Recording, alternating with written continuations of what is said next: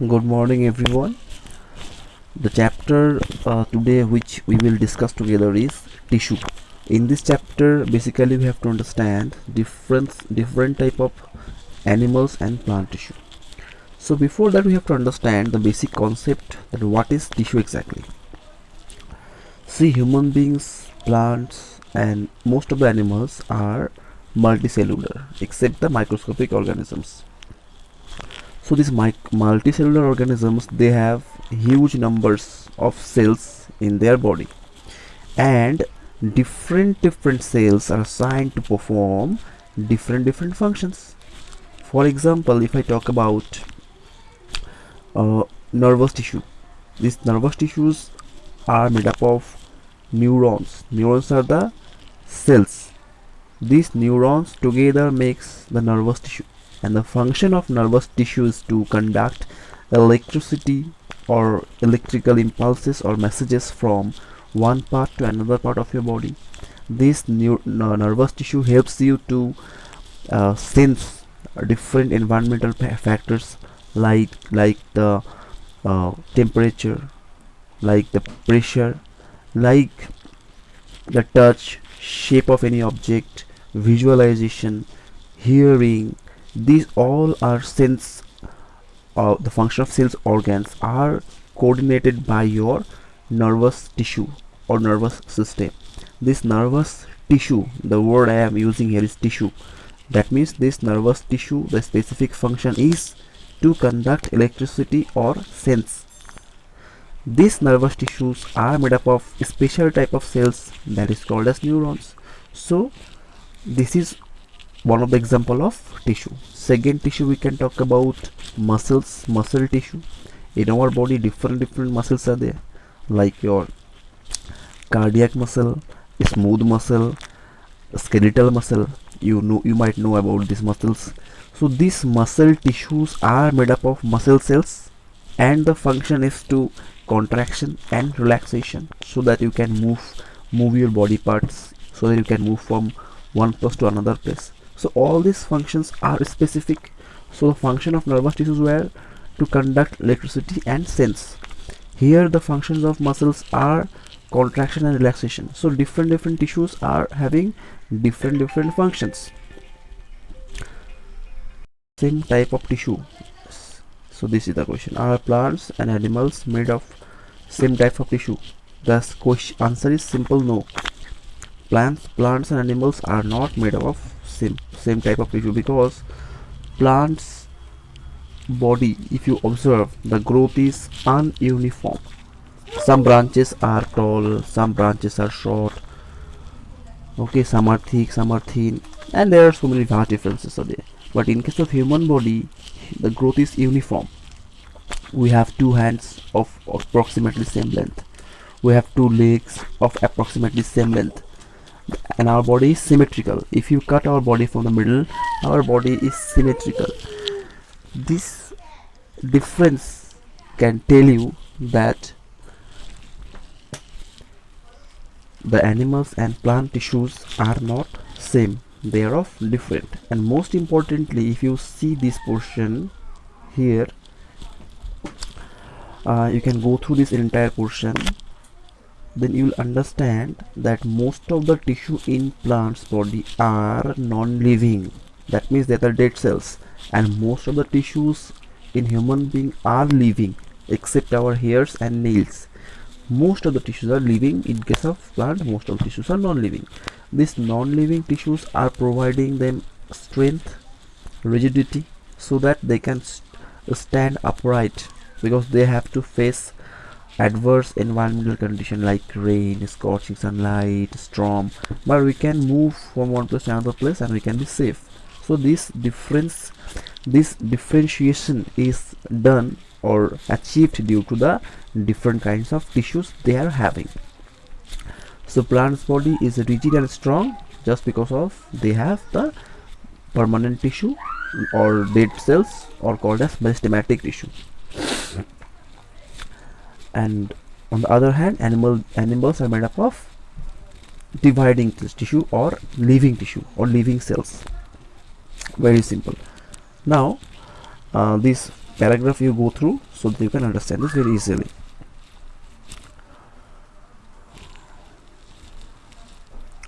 Now here you can see one, it is starting with plant tissue. Now what is this plant tissue? First they have said about meristematic tissue. Simply the tissues or the cells which can divide and promotes growth to the plant body, they are called as meristematic tissue. It can be the growing tip of root, it can be the growing shoot, it can be the growing buds of flowers, fruits, leaves, the part which are growing in plant's body. These are made up of meristematic cells or meristematic tissue. And the part which and this meristematic tissue, after certain cell division or after certain time, they are losing their ability to divide again, so they become the permanent tissue or non-living tissue, and they remain in the plant body as supporting tissue. So here is activity, you can go through this activity. Okay.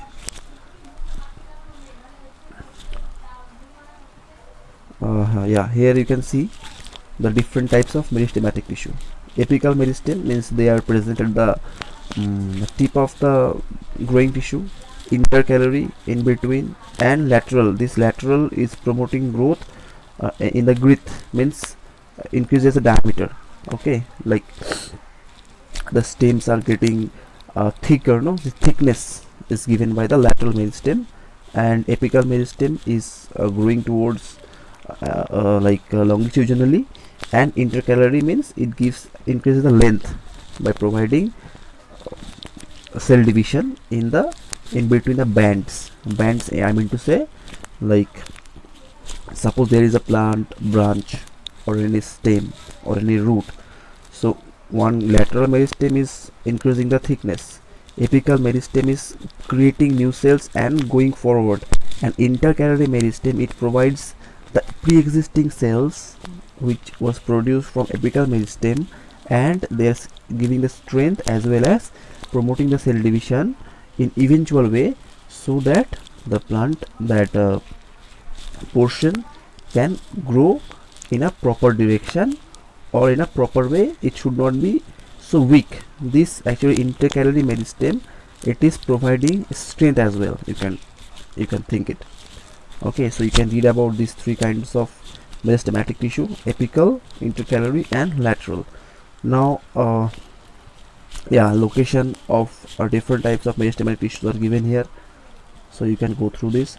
Apical meristem is present at the growing tips of stems, roots, and increases the length. As I told you, the girth of the stem or root increases due to the lateral meristem. I told you girth means the thickness. And intercalary meristem, seen in some plants, is located near the node. Node means the joint. Okay, like you can think about, suppose there is a leaf and there is a bud of flower, so in between the leaf and the bud, the gap is there, so these gaps can be called as the node, or between two leaves the gaps can be called as nodes. So in between these nodes, your intercalary meristems are present. Now see, this is your simple permanent tissue. That means now we have entered the second type of cells or tissues, that is your permanent tissue, means which are non-living. Let us see about the simple permanent tissue. Yeah, see this section of a stem. Okay, this one is your cross section, and this one this one also cross section, but zoomed. It is highly zoomed, but it is not zoomed. Okay, now see, first from outside you can see this green layer. Okay, wait, this one is the phloem. Okay, and how does it look here? Phloem, so it is a pipe. Okay, it bundles. Yes, these are the phloems, this green color. This phloem is providing it carries the food and the minerals and water in both the direction. Okay, ups and downside, both direction it carries the food. Then second thing, you need to see the xylem here. Xylem and the vascular bundle, red one. Xylem and the vascular bundle. Here xylem is this one. This one is the xylem. This red one. This red one is the xylem. Okay, this also, this also. They are the xylem and the vascular bundles. Then here one more structure you can see, cuticle. This cuticle is the outer layer. It's a kind of a waxy layer. Okay,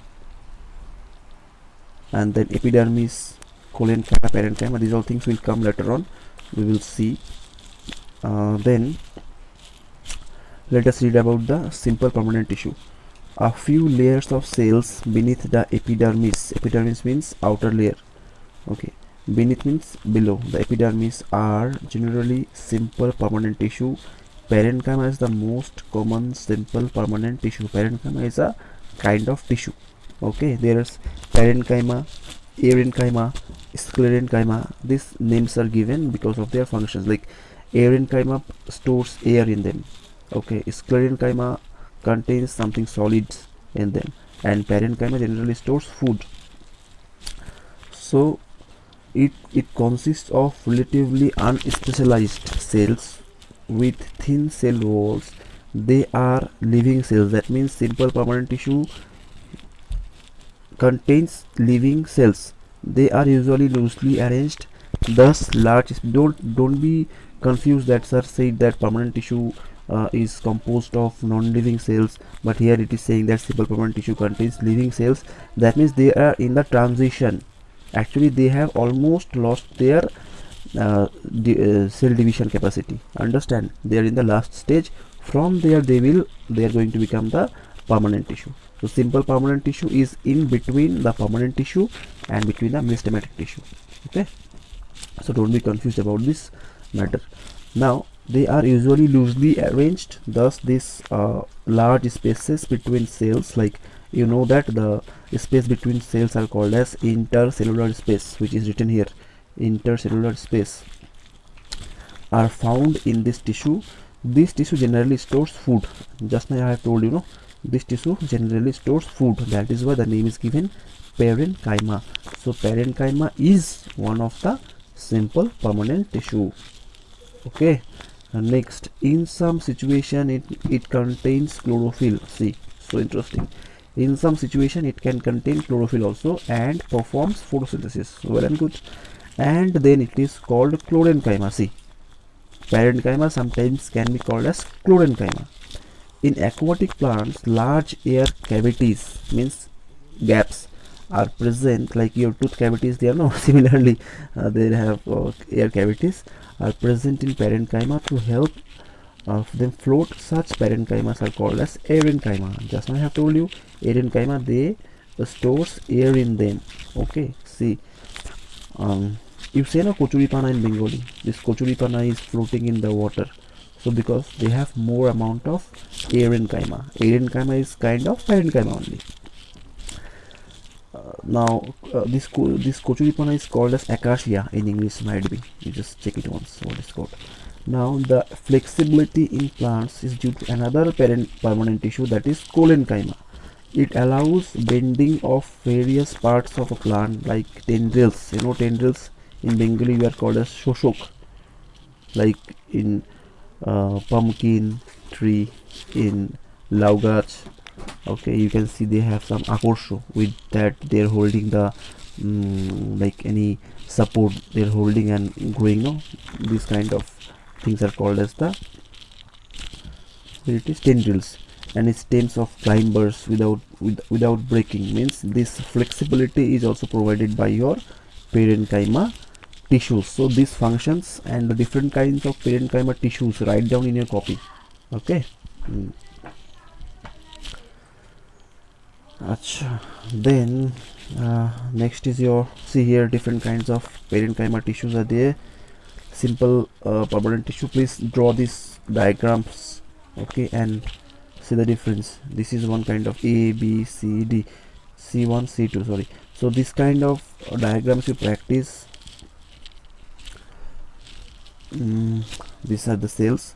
Now, yeah, just now I have told you about this Chlorine, no? Another type of permanent tissue is Chlorine. It is the tissue which makes the plant hard and stiff, because I told you they store some kind of solid things. Chlorine means sclera. This word meaning is kind of stone, like not exactly stone they are storing, but kind of solid which is almost like a stone only. So this kind of things are stored in parenchyma, then they are called as Chlorine.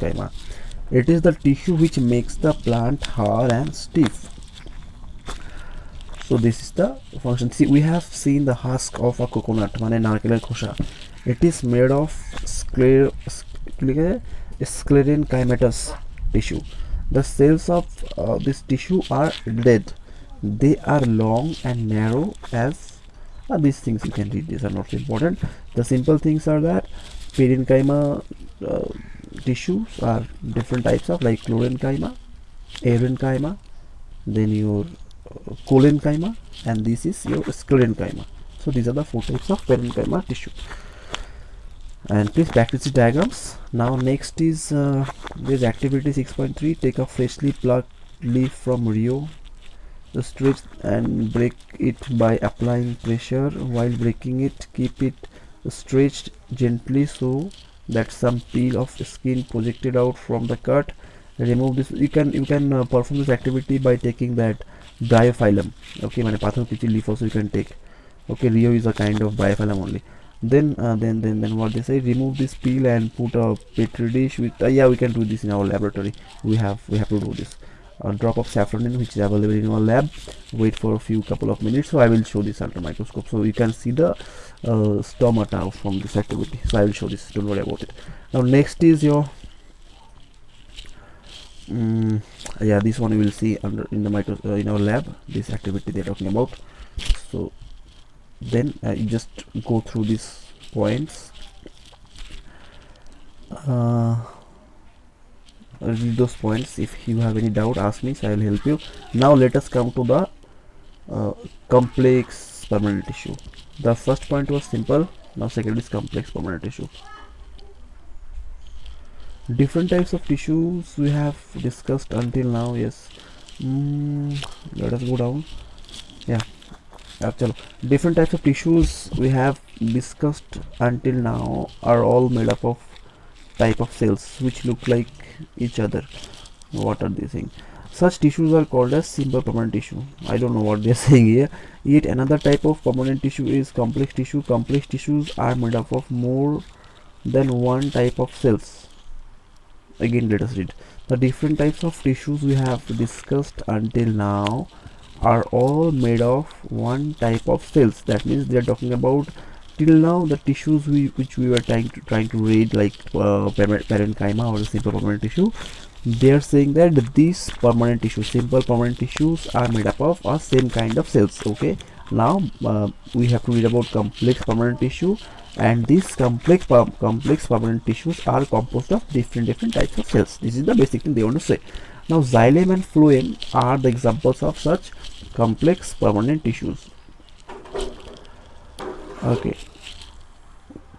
they are both conducting tissues and constitute a vascular bundle. That means xylem and phloem are called as the conducting tissue. Why they are saying as conducting tissue? Because xylem and phloem, both of them, they helps in the conduction of water. Xylem is basically helps in conduction of water, and phloem is helping in the conduction of food and water, both in both the directions. So, and they are called as the vascular bundle here.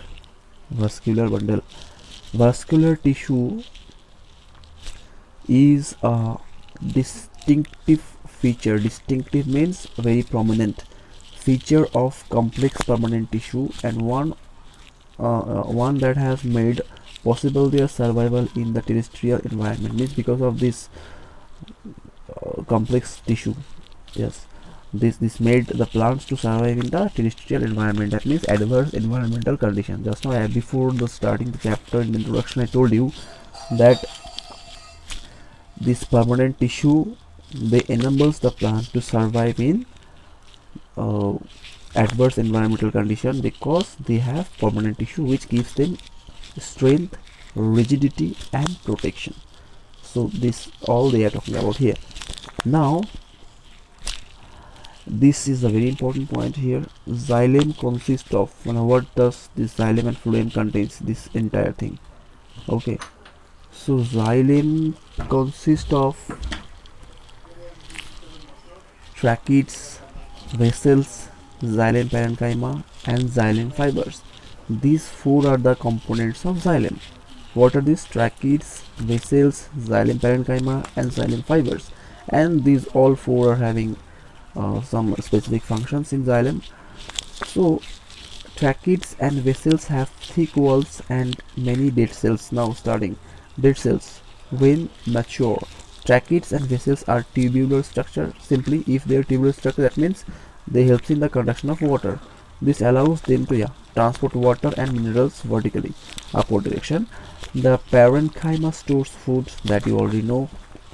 A xylem means xylem parenchyma they are talking about. Xylem fibers are mainly supportive in function. Now phloem is made up of 5 types of cells: sieve cell, sieve tubes, companion cells and phloem fibers. And the phloem